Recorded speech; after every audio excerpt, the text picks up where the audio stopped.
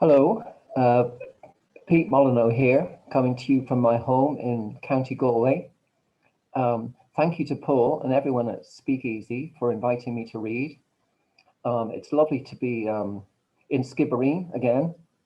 It wasn't so long ago. I was down there reading for the Arts Festival in the lovely antiquity bookshop cafe.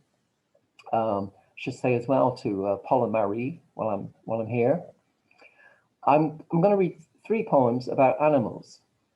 We During COVID, we've become very aware, I think, of our interdependence with nature and with other species on our planet. And of course, we can never forget how this whole coronavirus thing started with our abuse of animals. So I'll start with this poem from my collection Session poems inspired by music and sound, particularly Irish traditional music, in human interaction and in nature. But there's also the voices of many animals, mammals, birds, insects, sea creatures. But in this poem, it's an animal close to home.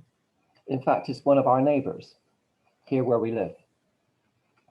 The poem is called Requiem.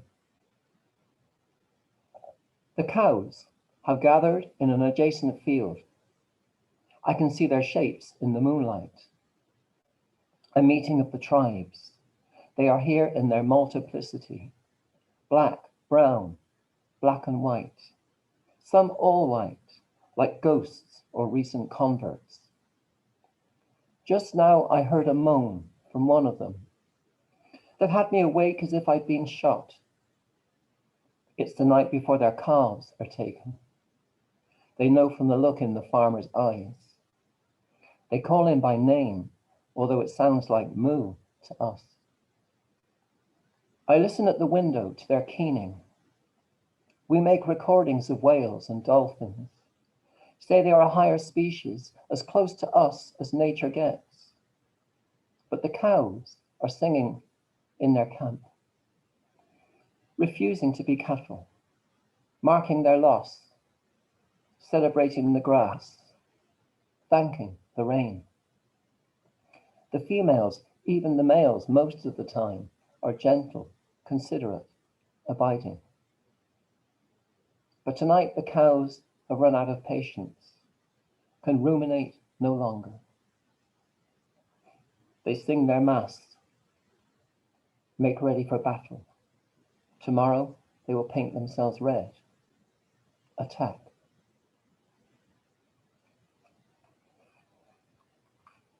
This next poem is a more recent poem published in Channel magazine from Dublin, and it's I suppose during coronavirus as well, we've become very conscious of social distancing, and this poem explores the whole question of boundaries in relationship to the natural world. Borders, spelled B-O-A-R-D. A scuffling in the bushes. I soften my breathing, wait, until a perfect Brock face emerges from the dark. And then another rough shape reverses from a pile of hedge clippings, like a tangled up hairbrush. After a few moments of nosing, they melt back into the shadows. I feel honored. Does this mean they'll be staying? Cousins to otter, mink, pine marten, wolverine. I've heard how they trample down flowers, will make a golf course of the lawn, rooting for grubs. Perhaps if I learn some of their language, we will set up a dialogue, come to a reasonable compromise over rights of way and borders, find some natural accommodation. Who knows, with all that digging, those squat snouts may yet unearth a poem or two.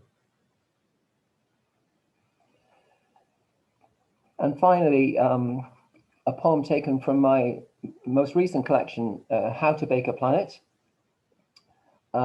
Possibly the most abused animal in our world. This is called chicken song. After removing the head, pluck out the feathers, freeze it, but still wise to tie up the feet, just in case. The nearest living relative of Tyrannosaurus Rex is the chicken. How the mighty have fallen. And what a genius strategy for survival. Give way on land, decline the ethereal air, swap wing and prayer for advanced intelligence, the foresight to see what else is coming down the tracks. Not for this bird, the precarious status of the eagle or condor.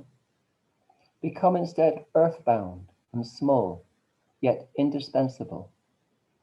Turning and turning in our narrowing pens, we are here in our billions. One day, it could happen, Homo sapiens. Thank you so much, everyone, for tuning in.